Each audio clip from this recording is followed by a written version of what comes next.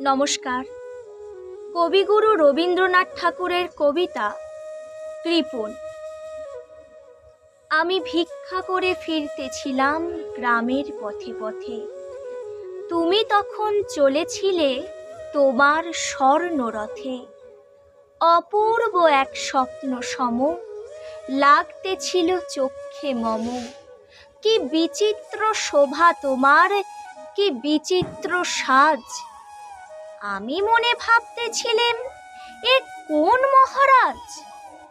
আজি শুভক্ষণে রাত পোহালো, ভেবেছিলেম তবে আজ আমারে দাঁড়ে দাঁড়ে ফিরতে নাহি হবে।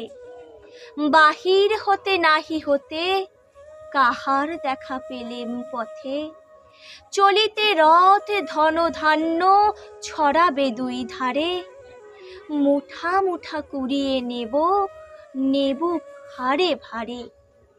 দেখি সহসা রথ থেমে গেল আমার কাছে এসে। আমার মুখ পানে চেয়ে নামলে তুমি হেসে।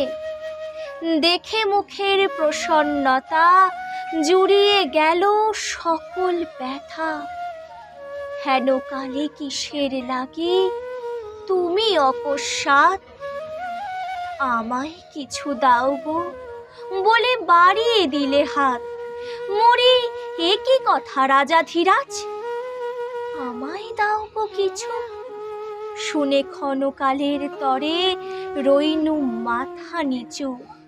তোমার কি বা অভাব আছে ভিখারি ভিক্ষুকের কাছে। এ কেবল কৌতুকের বশে আমায় প্রবঞ্চনা। ঝুলি হতে দিলেম তুলে একটি ছোট কণা। যবে পাত্রখানি ঘরে এনে উজাড় করি, এ কি ভিক্ষা মাঝে একটি ছোট সোনার কণা দেখি। দিলেম যারা আজ ভিখারি রে, স্বর্ণ হয়ে এলো ফিরে। তখন কাঁদি চোখের জলে দুটি নয়ন ভরে।